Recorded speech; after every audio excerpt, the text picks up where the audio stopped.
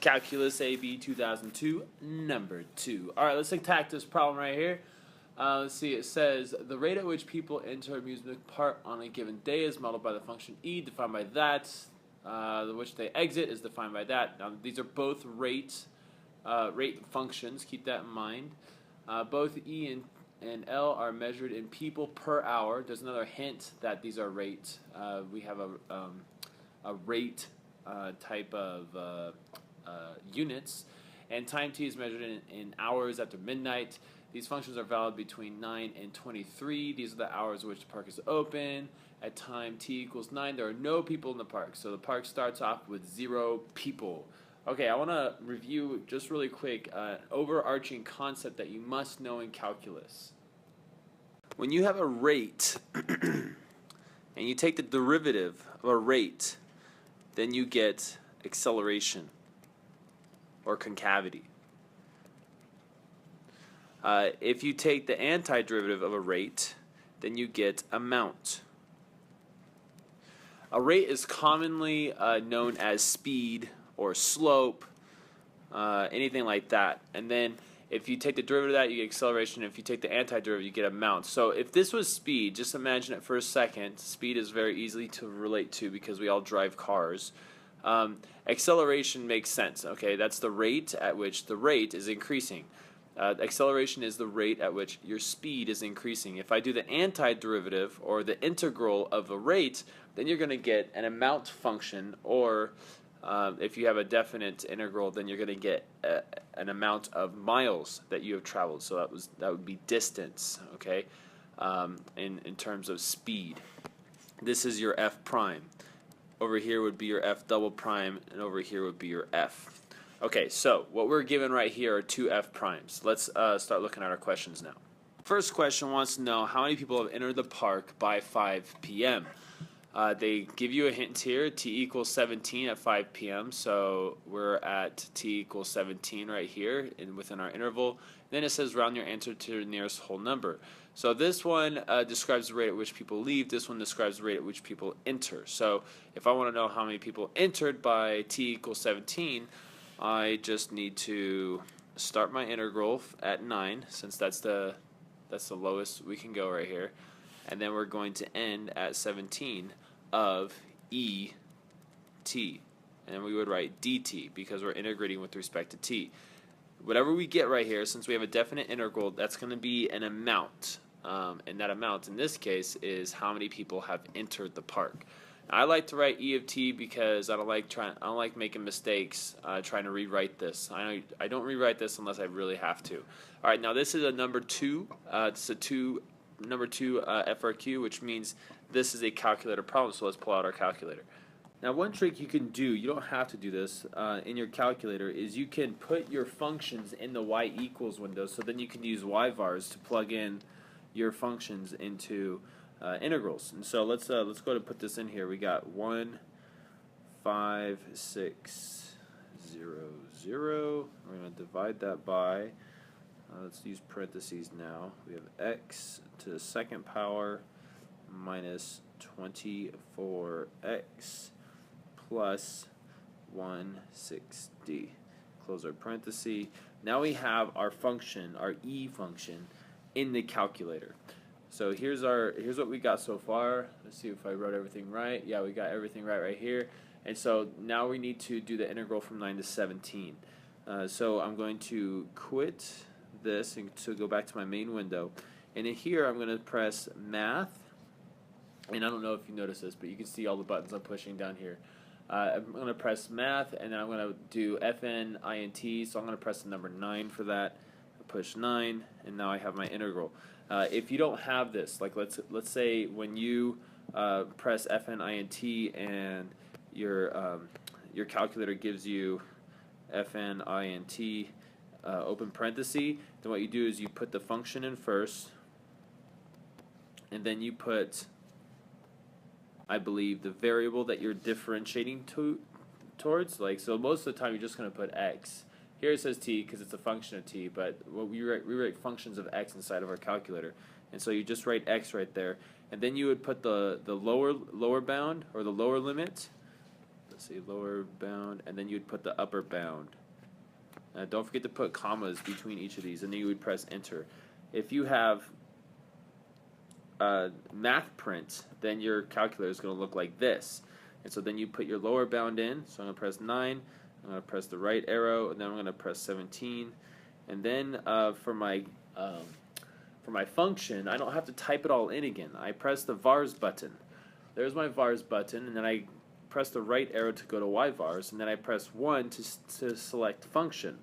We put this e function inside of y1, so I'm going to press 1, and then y1 goes in there. So now I don't have to rewrite that function over and over and over and accidentally make a mistake. We're taking the derivative with respect to x in our calculator. I'm sorry, the antiderivative. Then we're going to press enter, and we get our answer, 6,004. I believe the question says to round your answer to the nearest whole number. Yep, yes it does. And so let me double check. The next number is 2, so we don't round the 4 up to a 5. And so we just write 604, but make sure you put your label too. So 604 people. So that's our answer for that one. Let's look at our next one. Before we do, just a quick note. This would be worth 3 points on your FRQ with the College Board.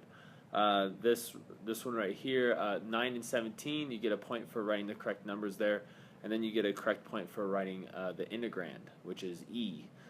You don't have to write the whole thing, you just have to put E. You don't have to write the whole thing because they already defined E for you. So since it's defined, you can use it.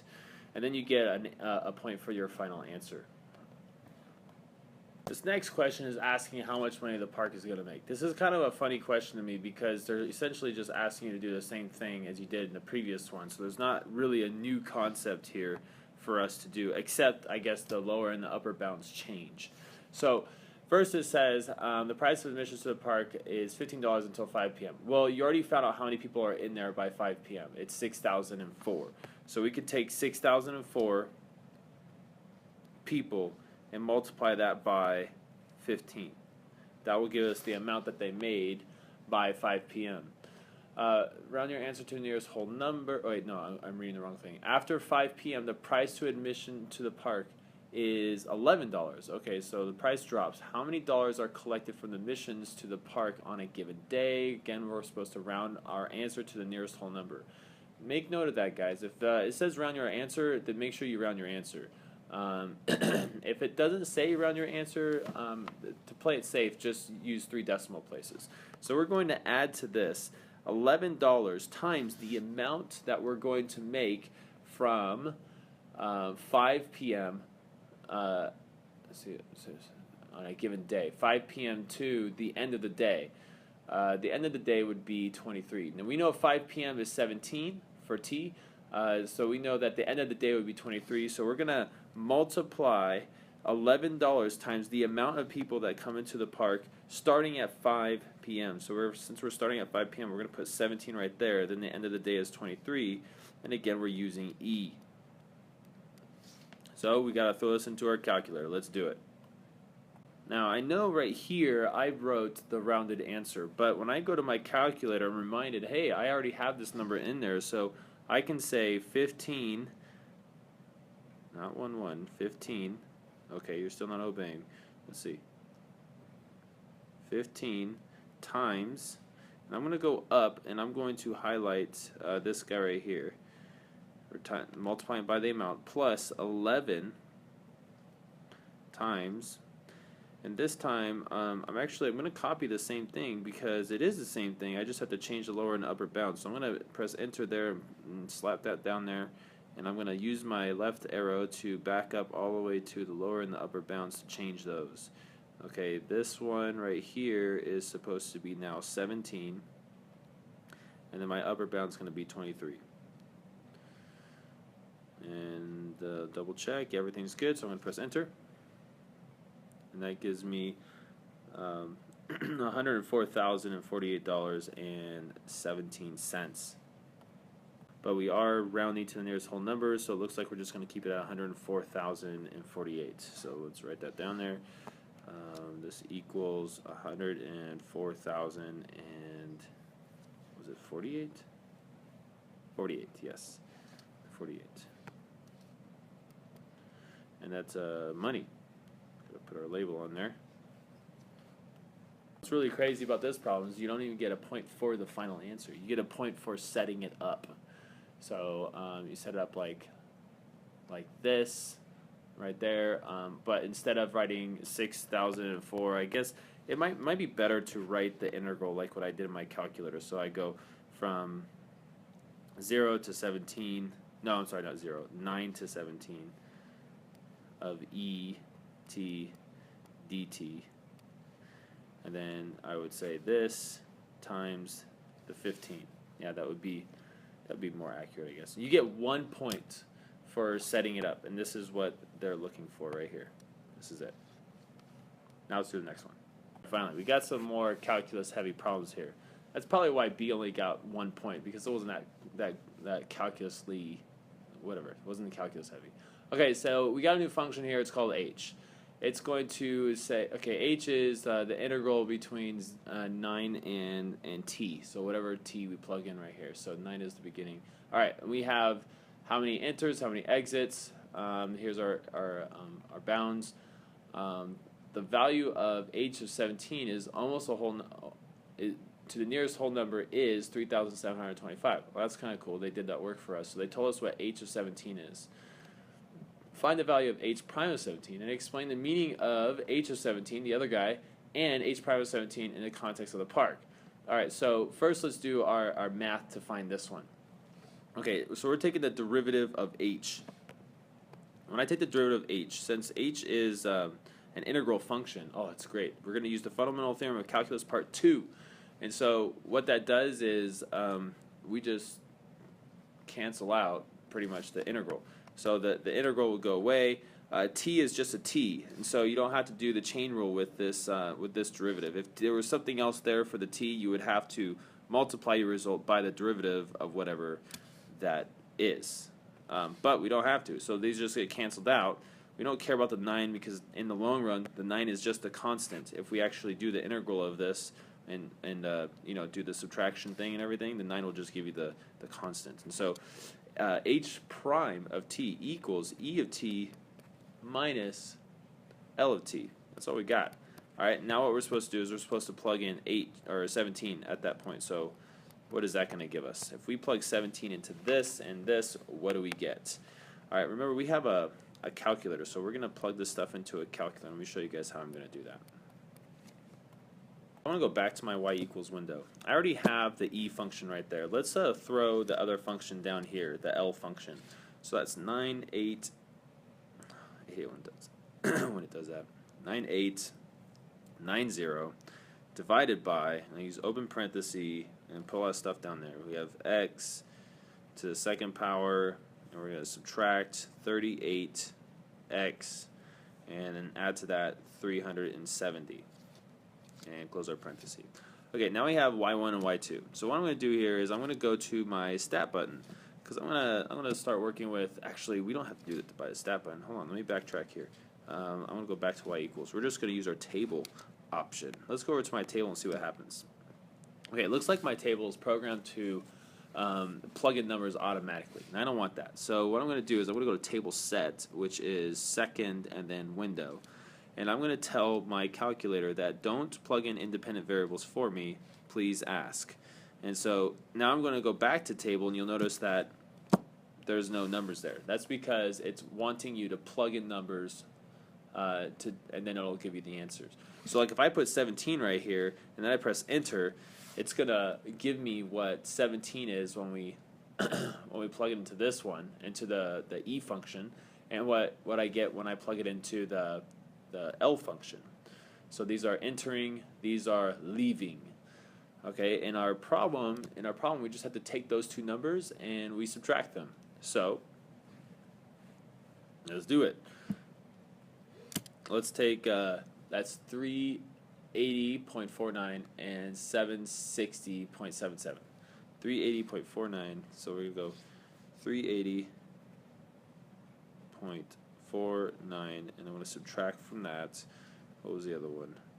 I don't want to mess it up. 760.77. So second quit. Stinker face. 760. Come on, arrows. My computer's slow. 760.77. I press enter, and I get negative 380.28. All right, so this is what I get, negative 380.28. I want to double check to see if it told me to round anything. No, it doesn't tell me to round anything. It's okay. Okay, so now let's explain what h of 17 means. So first of all, if we look at h right here, we see that it is the integral of these two rate functions. These two functions are rate functions, so therefore they are derivative functions. If you take the antiderivative or the integral of a derivative function, then you're going to get an amount function. So h is an amount function. So when we find the amount of people that have entered the park and the amount of people that have exited the park, and we subtract the two, then we get how many people are currently in the park. So that's what we need to write down. Let me write that down really quick. There you go. That's what you would write down. And if you're getting kind of confused still, think of it like this. Let's say at 17 hours, we plug that into this rate function. This integral function right here, which will give us the amount. Let's say that we got 10 people that came into the park, and then this is the number of people that exited, so that we would take that out, and if we did the integral of that one, we would get the amount of people that left the park. So let's say we had 8, then we would have 2 people left over. This 2 is essentially what 3,725 is. Now, as for the h prime of 17, when we take the derivative of h prime, we saw that we're left with the two rate functions subtracting from each other. So if we're taking the number of the number of people, the rate at which the number of people are coming into the park, and we subtract the rate at which the people are leaving the park, then what we're going to be getting is the rate at which people are either entering or leaving the park, or the rate at which the people in the park are increasing or decreasing. So because we have a negative 380.28, we know that at this hour, even though there's people entering and there's people leaving the park, ultimately we have a rate of 380 people leaving the park at 17 hours. This is how I chose to word it. Negative 380 is the rate of how the population is changing in the park. If we were to give this number some units, we would say negative 380 people per hour. Now let's answer our last question. It says, at what time t between these two times does the model predict that the number of people in the park is at its maximum? Now h is representative of how many people are currently in the park. So how do we find the max of a function? Well, what you do is you have to find critical points, and then see if you get a maximum with those critical points. So what we would need to do is we need to take h and take the derivative of h. When we take the derivative of h, we're going to get e of t minus L of t. And this is going to equal h prime of t. So we're going to take this, we're going to set this equal to 0 to find out where our critical point is. Remember, wherever we find a critical point, we find a max or min. Anyways, where is the slope equal to 0? If I have a max right there at the top of the max, we have a slope that equals 0, or min, we have a slope that equals 0. So let's plug this into our calculator and graph it to see if we can find out where the t is that will give us a max or min. Okay, so here are our two functions. We have the e and the l. I'm going to use y1 and y2, and I'm just going to subtract those right here for this next function. So I'm going to say vars, and then click on y vars, 1 for function, and I want to go 1 and y1, and then I'm going to do it again. Go to y bars, function, and then I'm going to select 2 to get y2. So, oh man, I forgot to press minus. So I'm going to highlight that, press insert, and put a minus right there. Okay, so now I want to graph that, and only that function. So I'm going to go up to these other equal signs and press enter so that they're not highlighted. So when I graph, I'm only going to graph y sub 3. So when I hit graph, I can see that my calculator is thinking, and it's actually going to take quite a while to do this. And now that it's done thinking, I'm looking and I'm not seeing any function. So let's change our window, because right now we're at the standard window. So if I hit window and then I hit, no, not that one. Oh, I'm sorry, I wanted to hit zoom. If I hit 0, if I go all the way down, which will take me too much time, if I hit 0, it's just going to try to fit the graph in whatever way I want it to fit. So it's thinking. Let's see if we can get our graph going here. All right, there we go. And then I just remembered that actually our window isn't supposed to include any negative x values, and so I'm going to change my x values to say 9 and 23. Oh no, didn't go down. There, 23, and now look at my graph. All right, cool. So let's zoom out just a smidge. All right, so over here we have 9, over here we have 23 about. It looks like here is our max. No, we don't care about the max. We care about where the function crosses the x-axis, because we care about where it equals 0. This is h prime. Remember, we graphed these two functions and subtracted them because these two functions are what we get when we take the derivative of h prime, or of h. We get e minus L. And so when I look at this, I'm looking at, when I look at my graph, I'm looking at h prime. So where is h prime crossing x-axis? It's crossing it right here. I need to know what that x value is, because that is the value of t that I want. So I'm going to hit second, then calc. I use this button right here when I'm dealing with a graph, and I want to find a 0 here. So it's going to ask me what's the leftmost number and the rightmost number that you want me to look between. That's what the graphing calculator is asking. So I'm going to say 9, because I know that's the leftmost number, and then 23, which is my rightmost number, and then it's asking me to guess.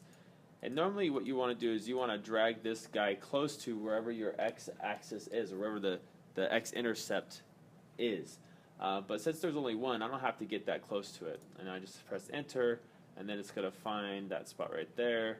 There it is. It's 15.795. So here I write t equals 15.795. There you have it. That's your answer. That's all the work you have to do. And just a reminder, this is the h prime graph. Whenever the h prime graph is above the x-axis, that means your h graph, the non-prime function, is increasing, and then when it's below the x-axis, it's decreasing.